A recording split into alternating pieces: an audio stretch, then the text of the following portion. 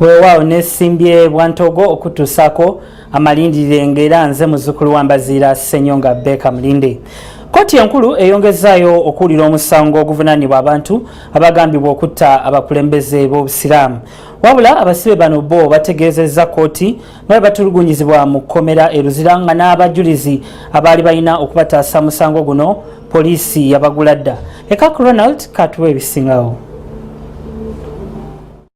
Ebyokwerinda binywezeddwa okwetooloola kkooti enkulu wano mu kibuga Kampala abantu abagambibwa okwenyigira mu kutemula bamaseeka bwe babadde baleeteddwa mu kkooti enkulu okuvunaanibwa.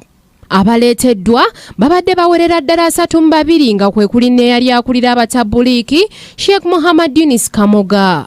Okuwulira omusango guno kukulembeddwamu abalamuzi 3 nga abadde bakulembeddwamu omulamuzi Ezekiel Muhanguzi. Mu kuwulira omusango bapulida b'oludda oluwawaabirwa bagambye nti balina obujulizi obulala bwe baagala okuleeta obwetaaga okusooka okwekenneenyezebwa era ne bagamba nti abajulizi baabwe abaalina okuleetebwa batiisibwatiisibwa nga bano baasuubizibwa n'omudidi gw'ensimbi. Gw'okutta Sheikh ba mujja ekigo ne bamutwala enalufenya ne bamugjayo ekiro ne bamutwala ku ssaawa 9 ez'ekiro ne bamutwala owa IGP Mr. Kaihura n'amusuubiza nti singa ayogera ekintu kyonna ekipiininga oba ekirumiriza Dr. Kingi nti yenyigira mu bikolwa ebyobuyeekera ajja kumuwa miliyoni 10,000.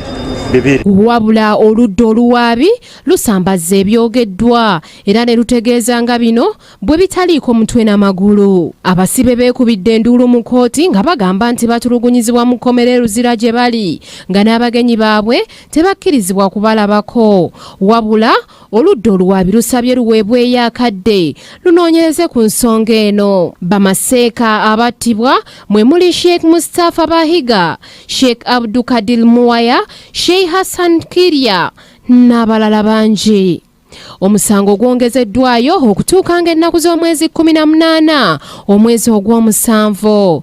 Ekak Ronald yakusakidde eggulire lino ku Ra Kingdom TV amalindirire.